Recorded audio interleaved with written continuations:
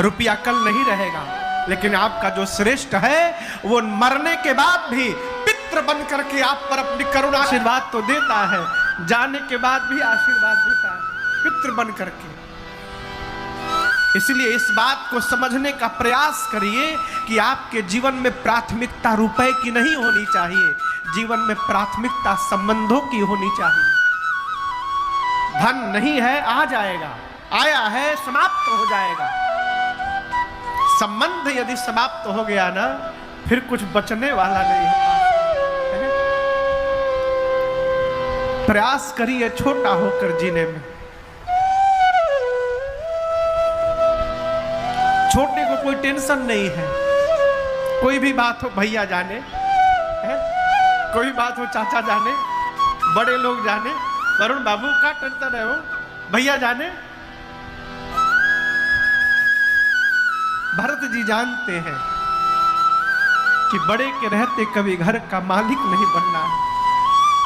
भरत जी को गुरु जी ने रास्ता दिखा दिया, सूक्ष्म रास्ता।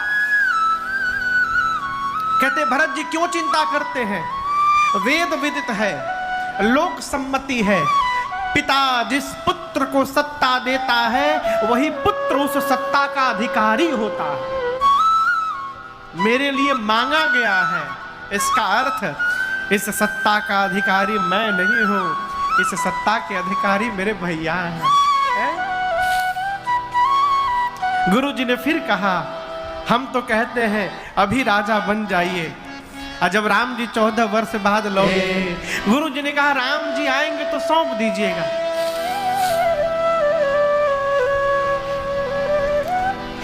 मनुष्य उसी प्रकार की बात का अर्थ निकालता है जिसमें उसको अपना लाभ दिखाई पड़ता है। ये सहज व्यवहार आपको सुना रहा हूं। हम उनके सौंप देना, आएंगे तो सौंप देना। भरत जी समझ गए, जा करके सौंप देना। यदि सौंपना ही तो आने की क्यों प्रतीक्षा की जाए, वहीं पहुंच के सौंप दिया जाए। सुमंत जी ने कहा, भरत जी गुरु जी जो कह रहे करिए, कीजिए गुर आय यसु अवश्य, कहाँ ही सचिव कर जो। कौशल्या मैया ने, भरत जी जो गुरु जी कह रहे वही उचित है। जब माँ ने कहा ना तो भरत जी फपक के रोने लगे। कहे माँ, आप तो जानती हैं मेरे और भैया के संबंध को, आप कह रही हैं, मैं अपनी बात कहूं गुरुदेव,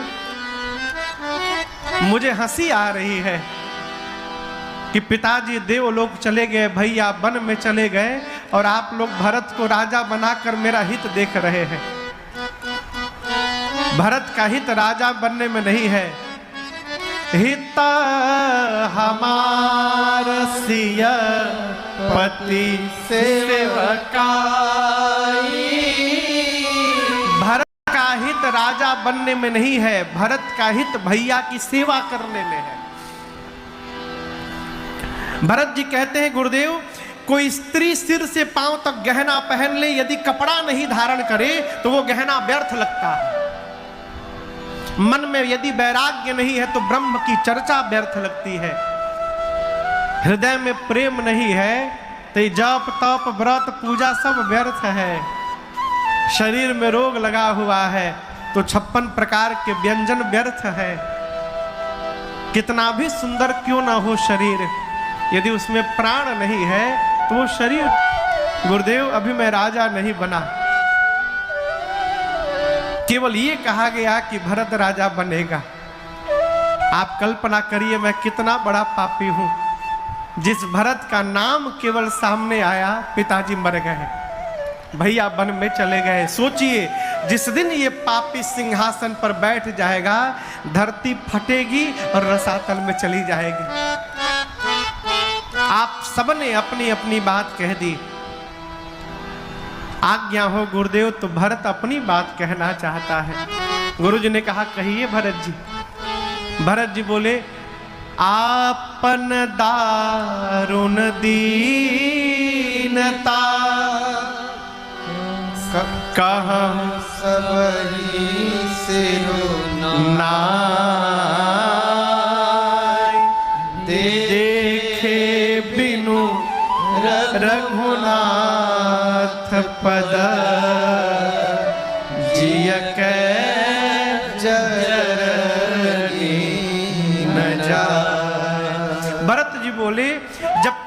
रघुनाथ जी के चरणों का दर्शन नहीं होगा गुरुदेव, मेरे हृदय का ताप समाप्त नहीं होगा। पर आपको बताऊं, भरत जी आगे जो कहते हैं वही भरत जी का चरित्र है सरकार। ये अर्धाली ही भरत जी का चरित्र है। भरत जी कहते गुरुदेव, यद्यपि मैं अपराधी हूं, गुरुदेव वो मेरा त्याग नहीं करे। आपन जानी न त्यागी है, मोहि रघुबीर भरो, मोहि रघुबीर भरो। आपन जान। भरत जी कहते हैं अपना जान कर प्रभु मेरा त्याग नहीं करेंगे गुरुदेव, ये मुझे विश्वास है। यही विश्वास भक्ति है, यही विश्वास भजन है। इसी विश्वास को दृढ़ कराना है शशि बाबू। क्या भगवान अपना जान करके हमको कभी छोड़ेंगे नहीं। ये विश्वास यदि जीवन में उत्पन्न हो गया, आप कुछ भी कर सकते हैं, भगवान हमको नहीं छोड़ेंगे। भरत जी कहते मैं कितना भी बड़ा अपराधी हूं, क्या हुआ, अपना जानकर वो मुझे छोड़ेंगे नहीं। मोहि रघुबीर भरो।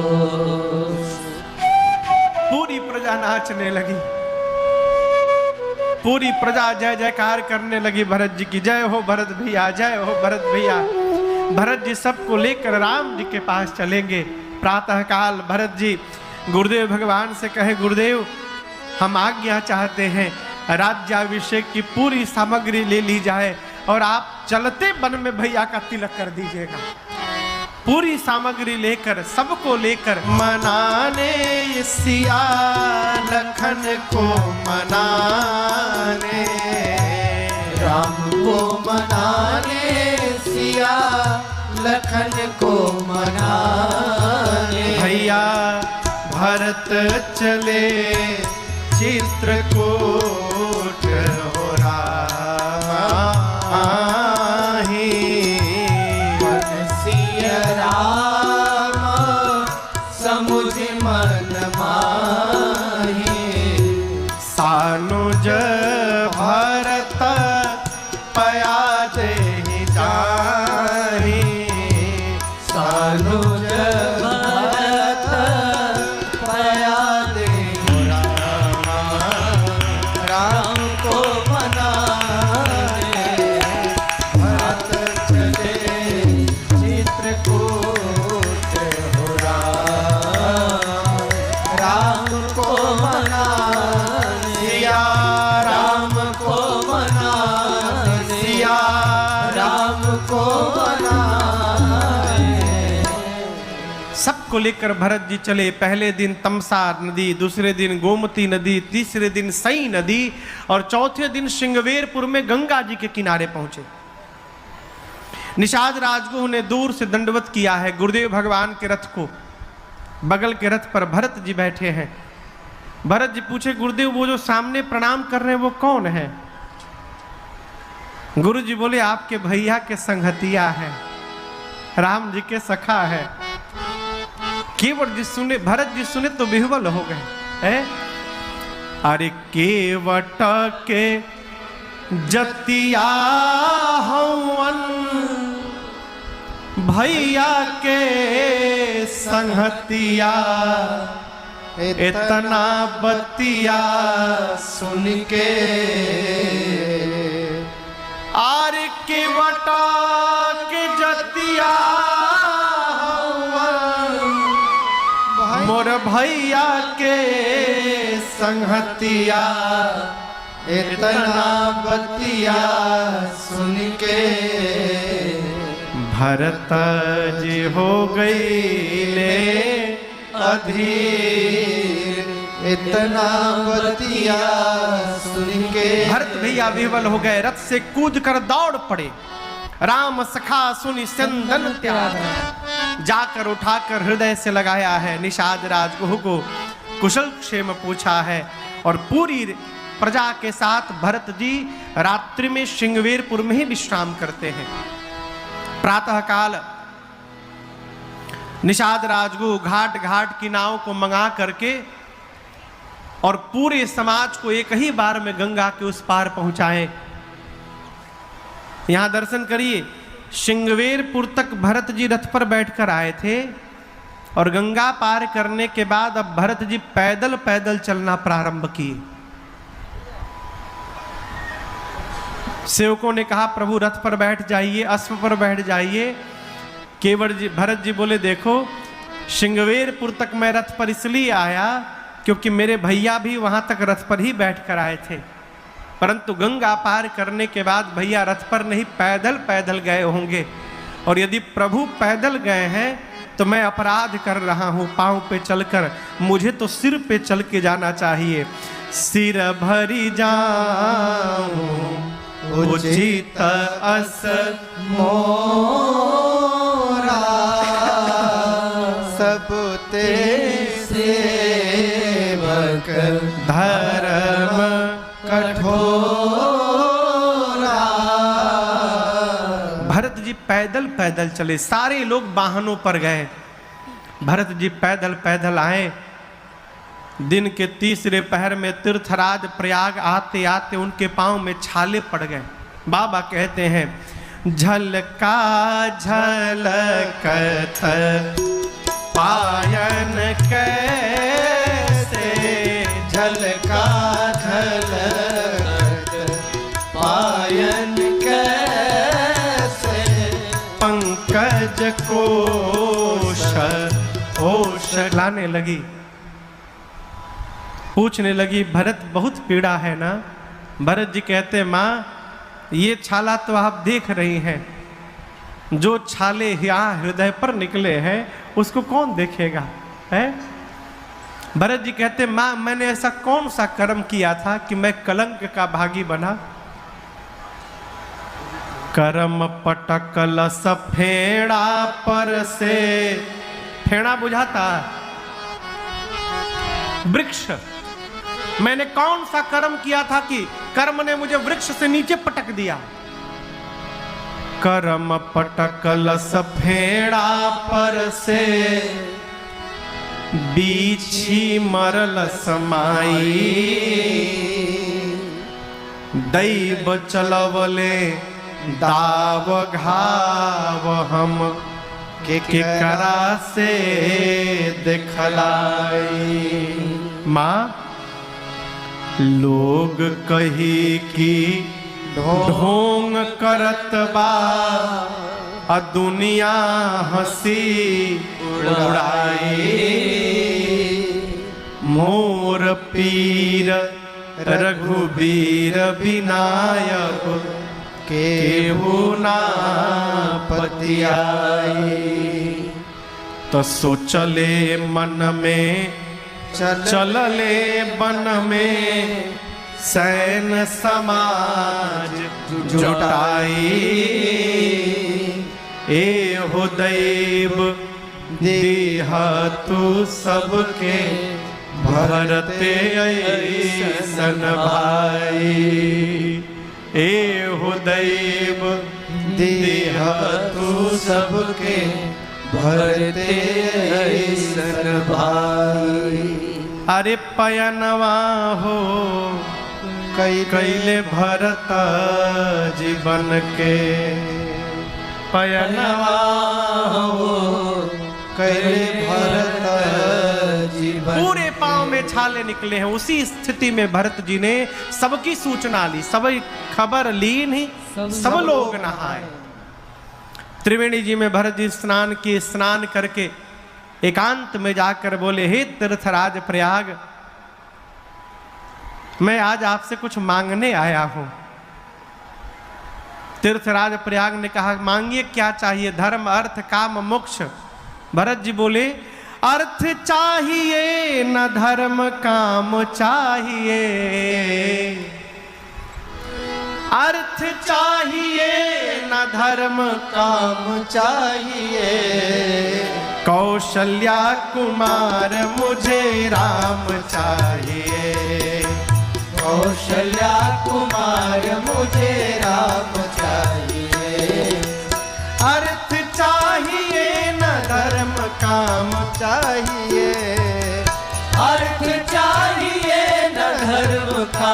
चाहिए। कौशल्या कुमार मुझे राम चाहिए। कौशल्या कुमार मुझे राम चाहिए।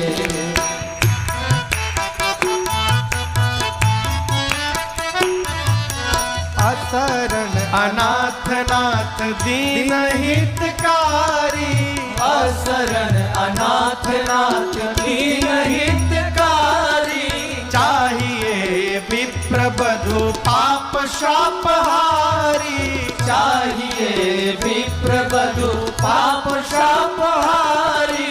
मंदाकिनी ललित ललाम चाहिए।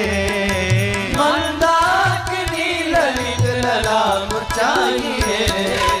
कौशल्या कुमार मुझे राम चाहिए।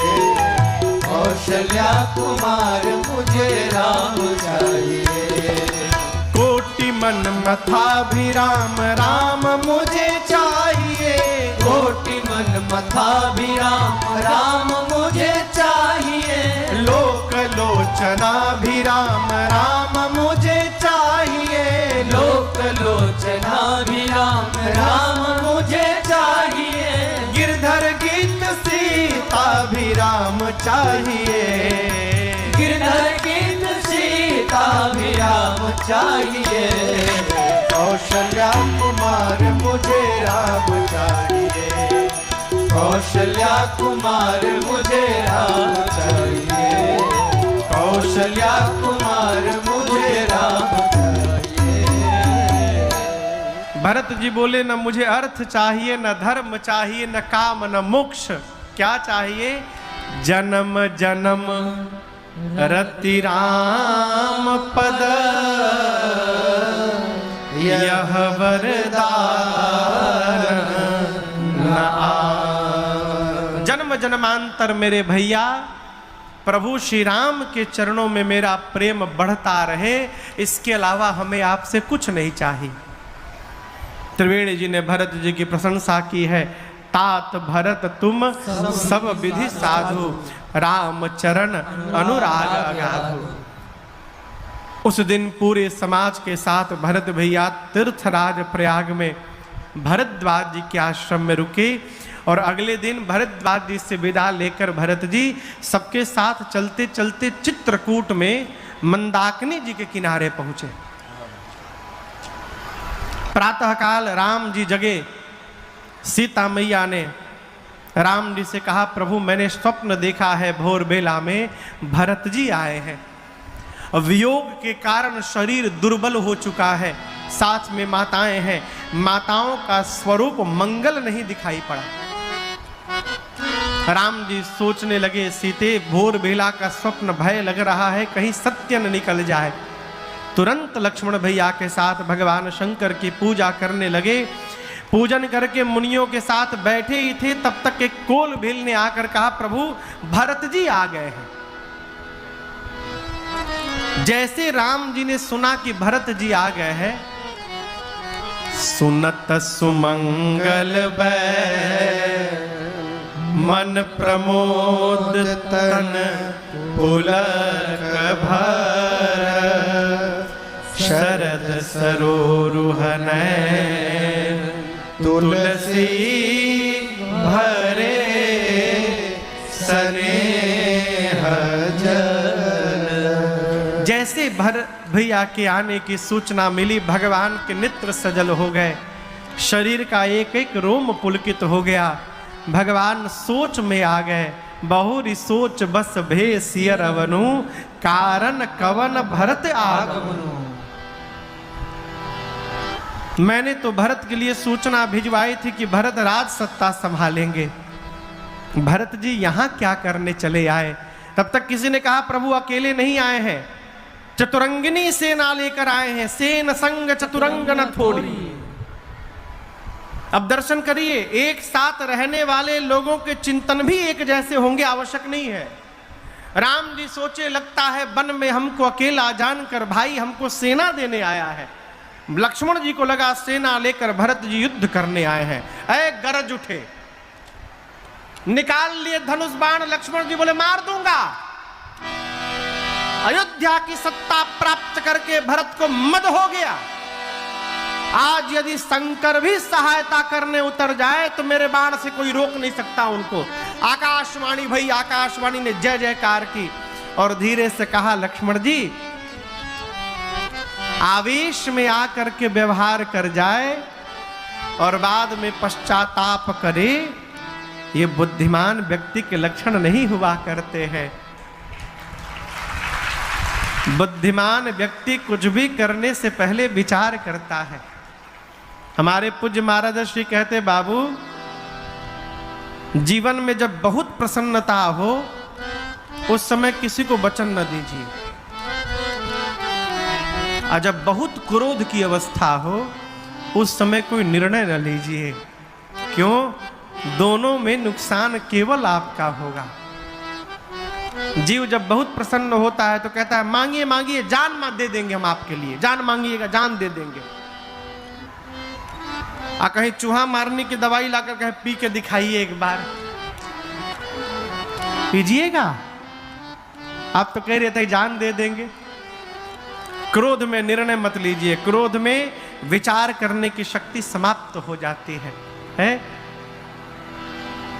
राम जी ने कहा, लक्ष्मण आपने कहा कि भरत को अयोध्या की सत्ता मिलकर राजमद हो गया है।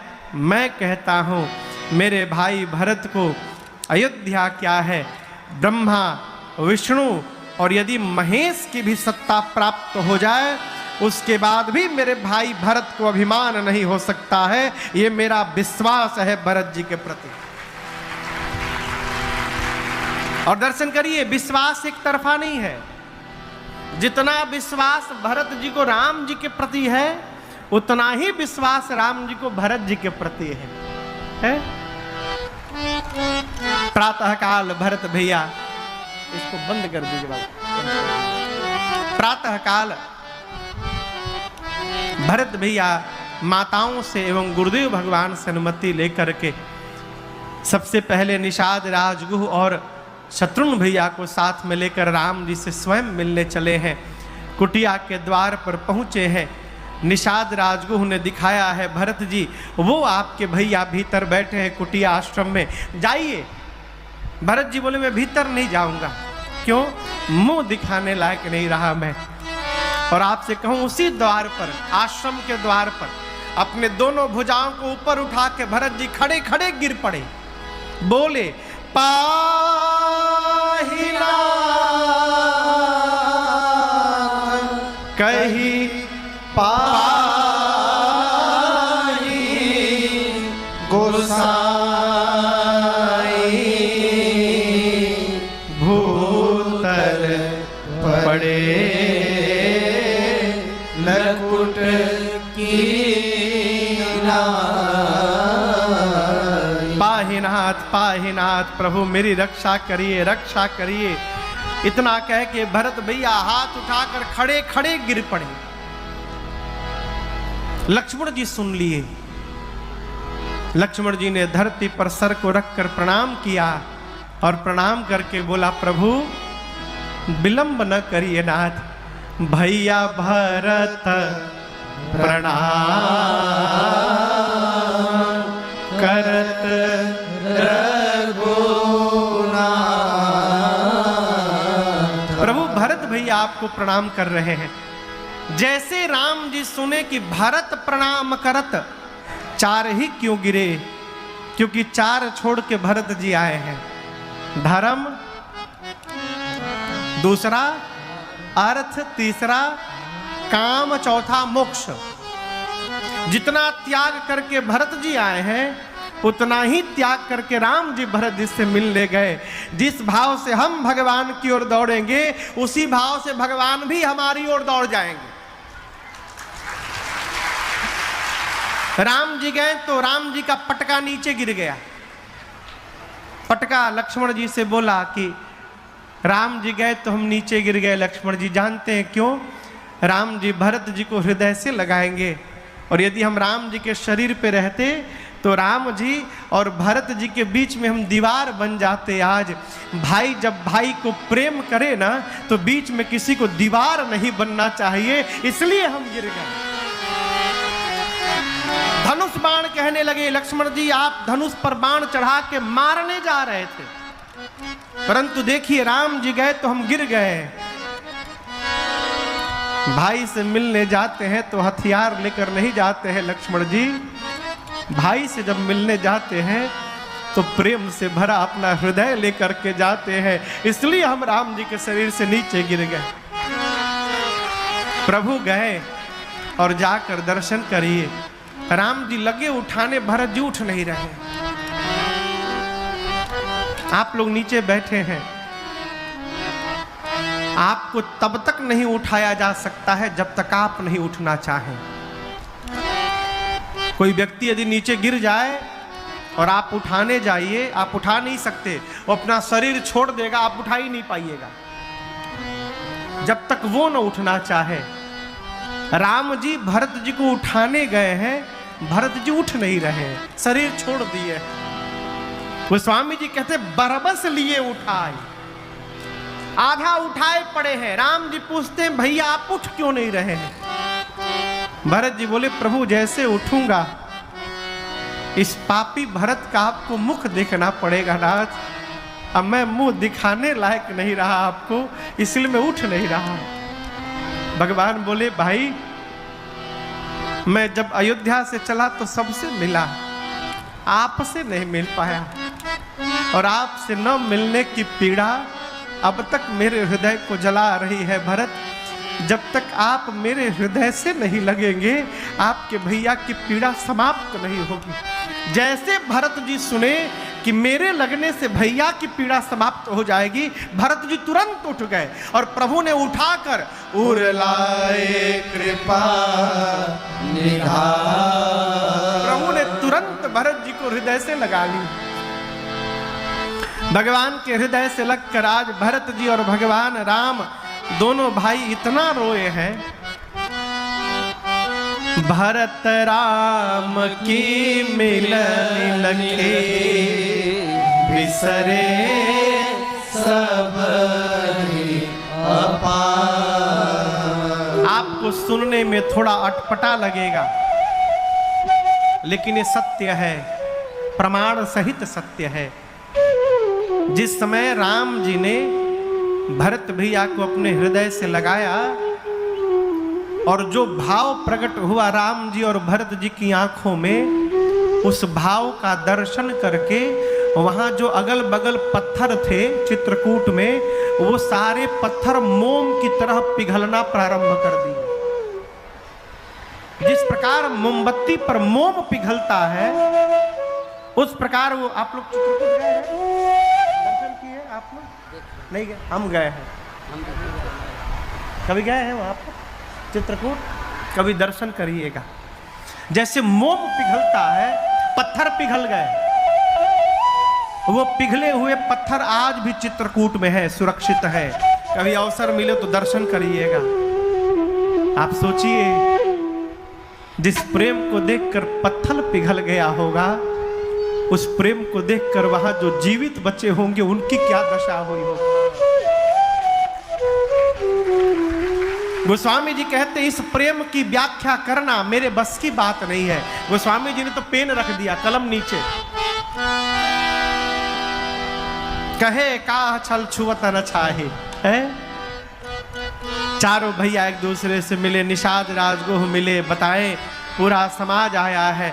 राम जी जाकर सबसे पहले कैकेयी मैया को राम जी प्रणाम किए हैं, दर्शन करिए। प्रथम राम भेटी कह के, अपनी मां से नहीं मिले कौशल्या जी से, कैकेयी मैया से मिले हैं।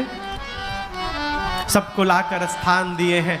चित्रकूट में 5 बैठकियां भई हैं। पहली बैठकी अभी भई, गुरुदेव ने सब बताया राम जी को। राम जी आप आए, आपके वियोग में आपके पिताजी चले गए।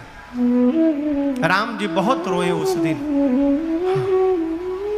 किसी घर में कोई घटना घट जाए तो उसके घर में जाकर प्रवचन न दिया करिए।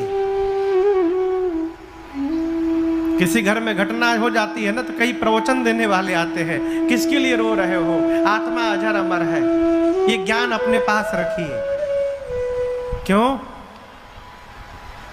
पता उसी को चलता है जिसका खो जाता है, जिसका समाप्त हो जाता है उसी को पीड़ा होती है, सबको पीड़ा नहीं होती। राम जी से अधिक ज्ञान है क्या हम लोग को? यहां गोस्वामी जी कहते हैं कि राम जी सुने कि मरण हेतु निज नेह विचार। राम जी सुने कि मेरे प्रेम में पिताजी नहीं रहे। आगे कहते हैं भे अति विकल धीर धुरधारी। धैर्य की धुरी को धारण करके रहने वाले रघुनाथ जी व्याकुल हो गए। राम जी ऐसे रोने लगे कि राम जी को रोता देख पूरी प्रजा रोने लगी, पूरा परिवार समाज रोने लगा। और जब सारे लोग रोने लगे तो ऐसा लगने लगा कि मानो आज ही महाराज का महाप्रयाण हुआ है। गुरुदेव के बार बार कहने के बाद भी उस दिन किसी ने जल का एक बूंद ग्रहण नहीं किया। अगले दिन ज्येष्ठ पुत्र को पिता के लिए जो व्यवहार करना चाहिए गुरुदेव ने बताया, राम जी ने किया।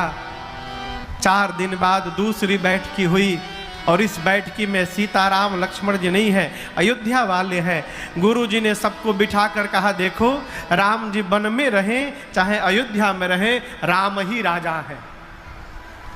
क्यों? राम जीव नहीं है। गुरु जी ने स्पष्ट कर दिया, राजा राम स्वबस भगवानु, राम भगवान है, इसलिए राम राजा है।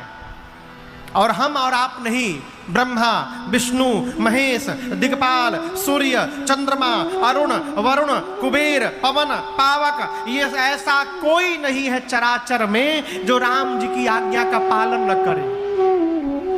यदि मेरे से आप लोग पूछ रहे हैं तो मैं तो यही कहूंगा कि राम जी की आज्ञा का पालन किया जाए। भरत जी, एक बात कहने में आपको संकोच हो रही है मुझे। बुद्धिमान उसी को कहते हैं भरत जी जो देखे सर्वस्व समाप्त हो रहा है तो आधे में संतोष कर ले। यदि पूरा बचाने जाएगा तो जो आधा बच रहा था वो भी समाप्त हो जाएगा। जैसे किसी को 10,000 रुपया उधार दे दीजिए, उसने कहा 1 महीने में दे देंगे, 2 महीना हो गया, अब फिर मांगने आ गया कि 5,000 उधार और दे दीजिए, परसों दे दूंगा। अब आप सोचेंगे मना कर दूंगा तो 10,000 डूब जाएगा। हाँ, आप 5,000 और दे देंगे। पहले तो 10,000 डूब रहा था, अब 15,000 डूबेगा। बुद्धिमान कौन है? जो आधे में संतोष कर ले। हाँ ठीक है भैया, 10,000 में संतोष है, आगे अब नहीं देंगे। भरत जी बोले मैं समझा नहीं। गुरु जी ने कहा यदि आप और शत्रुघ्न 14 साल वन में रहने को तैयार हो जाए तो मैं राम लक्ष्मण सीता जी को लेकर वापस चला जाऊंगा। तो स्वामी जी कहते भरत जी सुने तो नाचने लगे, कहे गुरुदेव यदि मेरे वन में जाने से भैया वापस चले जाएंगे गुरुदेव तो मैं 14 साल के लिए वन नहीं जाऊंगा गुरुदेव, मैं जीवन भर के लिए वन में चला जाऊंगा, मैं लौटूंगा ही नहीं अयोध्या। कानन करऊं जन्म भरी बास। गुरुदेव की मति चकरा गई। राम जी के पास ले जाकर बोले राम, भरत के प्रेम ने, ये तीसरी बैठकी है, भरत के प्रेम ने मेरे विचार करने की शक्ति को समाप्त कर दिया है। भरत स्नेह विचार न राखा। हम तो कहते हैं राम जो भरत जी बोल रहे हैं वो किया जाए। राम जी बोले ठीक है, जो भरत जी बोलेंगे वही मैं भी करूंगा। शशि भैया, गुरु जी ने भरत जी से कहा बाबू अब ऐसा अवसर नहीं मिलेगा, आपके भैया तैयार हो गए हैं, आप जो बोलेंगे करेंगे वो। बाबू जो जो बोलना है बेटा आज बोल दो। भरत जी हाथ जोड़कर खड़े हो गए, बोले भैया हमार भैया जी हो, हमार भैया जी।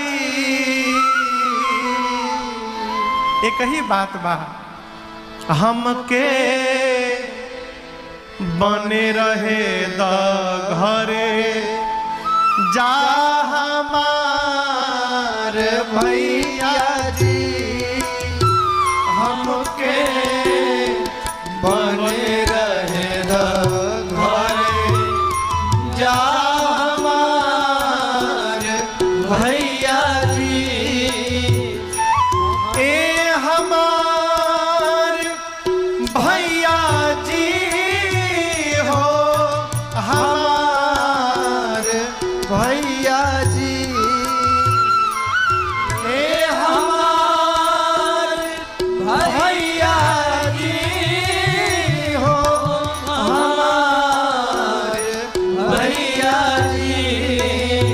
हमके बने रहे द घरे जा हमार भैया जी, हमके बने रहे द घरे जा।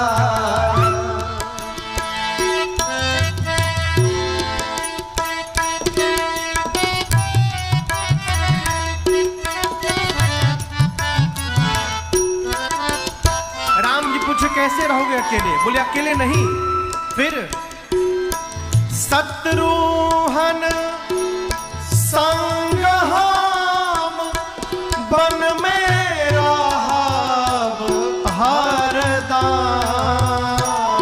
शत्रुहन संग हम वन में रहब हरदम। क्या रखे थे?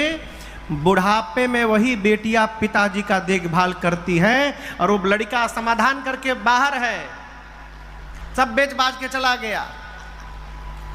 लड़का लायक होगा तो एक कुल को तारेगा, लेकिन बेटी एक कुल को नहीं तारती है, बेटी दो दो कुलों को तार देती है, जहां जन्म लेती है और जहां बहू बन करके जाती है। इसलिए बेटियों का सम्मान करिए, बेटियों का आदर करिए। बेटों तो सबको हो जाते हैं बेटे, बेटियां सौभाग्यशाली को प्राप्त होती हैं। जिसने अपने जीवन में एक कन्या का दान कर दिया, उसे कोई भी यज्ञ करने की आवश्यकता नहीं है। समस्त यज्ञों का फल उसे एक कन्यादान से प्राप्त हो सकता है। केवल एक कन्यादान करके वो सभी यज्ञों का फल प्राप्त कर सकता है। इसलिए बेटियों का आदर करिए। हैं? जनक जी महाराज ने खूब दुलार किया मेरी माँ का। पुत्र पवित्र किए कुल दो, आपने दो दो कुलों को पवित्र कर दिया। रात्रि में सुनैना जी ने जनक जी से कहा कि आप ऐसा कुछ करिए। कौशल्या जी कह रही थी कि राम लक्ष्मण को छोड़ के भरत को साथ में रख ले। जनक जी कहे चिंता ना करो, भरत जी वही करेंगे जो उनके भैया राम कहेंगे। चौथी बैठकी भैया, अब कोई निर्णय नहीं ले रहा है, सब एक दूसरे के सिर पे टालते हैं, आप निर्णय लो। भरत जी बोले खड़े होकर, भैया मैं बताऊं मैं क्या चाहता हूं। राम जी बोले कहिए। भरत जी बोले सहज स्नेह स्वामी सेवकारी, स्वार्थ छल फल चारी बिहारी। मैं दो काम चाहता हूं भैया। पहला, आपके चरणों में सहज प्रेम हो, सहज स्नेह, और दूसरे आपकी सेवा करना चाहता हूं। ये कैसे चाहता हूं? स्वार्थ छल अचार फल, धर्म अर्थ काम मोक्ष। न मुझे धर्म चाहिए सेवा करके, न अर्थ चाहिए, न काम, न मोक्ष चाहिए, न मेरा कोई स्वार्थ है, न कोई छल है। मैं बस आपकी सेवा करना चाहता हूं। राम जी बोले कौन सी सेवा करना चाहते हो? ये असली बात है। भरत जी बोले प्रभु पांव दबाना श्रेष्ठ की असली सेवा नहीं है। राम जी बोले फिर कौन सी सेवा असली है? भरत जी बोले अज्ञा समना सुसाहिब सेवा, श्रेष्ठ की आज्ञा का पालन करना, इससे बढ़कर श्रेष्ठ की दूसरी सेवा नहीं हो सकती। बाबूजी का रोज पांव 2 घंटा दबावत है, अब बाबूजी के को बात नहीं मानत है, तो ये पांव दबाने का काम मतलब है वो श्रेष्ठ के चरण में श्रद्धा न हो, श्रेष्ठ के वचन में श्रद्धा हो। भरत जी बोले मैं आपकी आज्ञा का पालन करना चाहता हूं, सो प्रसाद मुझे कृपा करके प्रदान करिए प्रभु, मैं आपकी आज्ञा का पालन करना चाहता हूं। राम जी बगल में बिठा करके बोले आप तो सब जानते हैं, अपना धर्म भी जानते हैं, मेरा भी धर्म जानते हैं, आप रघुकुल की रीत भी जानते हैं। आप लोग रघुकुल की रीत जानते हैं? रघुकुल रीति सदा चलिया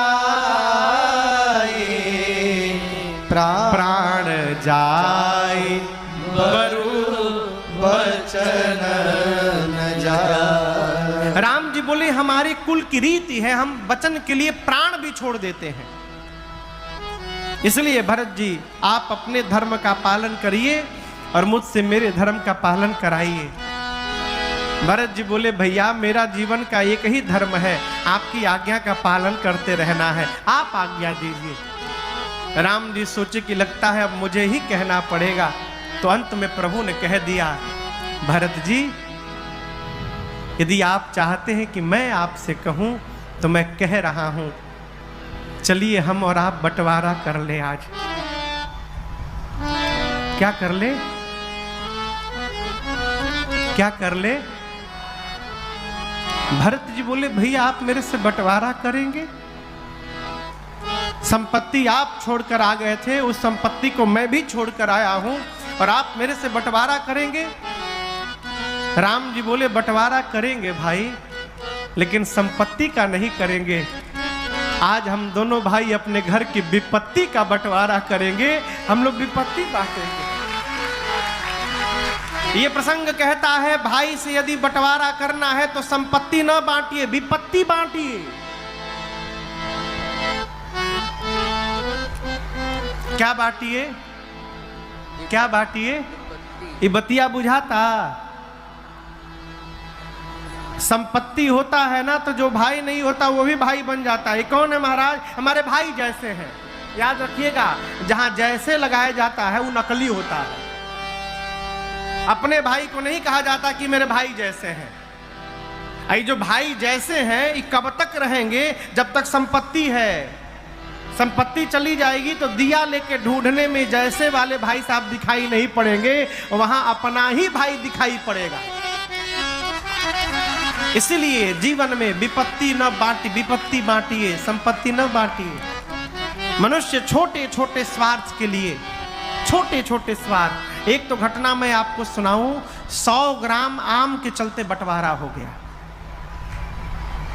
100 ग्राम भी आम नहीं होगा सरकार। 2 भाई थे, बड़ा सत्य घटना है। 2 भाई, बड़े भाई छोटा भाई, दोनों में बड़ा प्रेम था और दोनों के एक एक बेटे। बड़ा भाई सवेरे आम के बगीचा में गया, 2 आम मिला, टूटा हुआ, नीचे गिरा हुआ, दोनों हाथ में ले लिया और सवेरे सवेरे घर की ओर आ रहा था। छोटका भाई छत पर ब्रश कर रहा था, देखा भैया के दोनों हाथ में आम है। दोनों के बच्चों ने देखा आम, दोनों घर से दौड़ पड़े आम के लिए। अब देखिए, इसके दाहिने हाथ में बड़ा आम था, बाएं हाथ में छोटा आम था। दाहिने हाथ के तरफ भाई का बेटा था, अब बाएं हाथ के तरफ उसका बेटा था। सोचा कि हमरे लड़कवा को छोटका आम मिल जाएगा, अब भाई के लड़कवा को बड़का आम मिल जाएगा। दोनों बच्चे जब आए तो आम देते समय उसने ऐसे आम नहीं दिया, ऐसे करके आम दे दिया, हाथ घुमा दिया हो। और छोटा भाई ये दृश्य देख लिया, पत्र लिखा कि भैया मैं 10 दिन में लौट के आ रहा हूं, जैसे मन करे बंटवारा करके रखिएगा, हम साथ में नहीं रहेंगे। अलग हो गया। क्या प्राप्त हुआ हो? इसलिए भाई से बांटना है तो विपत्ति बांटिए। अरे जब जब याद आए भाई के दुलार तो हरा, तब तब काटे धाई अंगना द्वार तो हरा, जब जब याद आई भाई के दुलार तो हरा। हम गीत गाते हैं। हम हन रहनी दुइये भाई, अब बाबू जईबा जो अलगाई। बड़का भाई कमा करके छोटका भाई को इंजीनियर बनाया, सरकारी नौकरी लगी, ब्याह किया सरकार। अब ब्याह करके भैया से बोल रहा है भैया संगे ना रहे अलगा रहे हम। मरे हुए पिता के तस्वीर के सामने भाई को पकड़ के लेकर गया और कहा हम हन रहनी दुइये भाई, अब बाबू जईबा जो अलगाई। पापा देखी ना पई है घर जो कहीं बटाए बबुआ, दियना प्रेम के देवा कैसे तू बुताई बबुआ। छोटे पर से तोहरा के कोरा में खिलौनी, कोरा बुझाता ना है कोरा, कही कही चांद मामा एक में खिलौनी। अंगूरी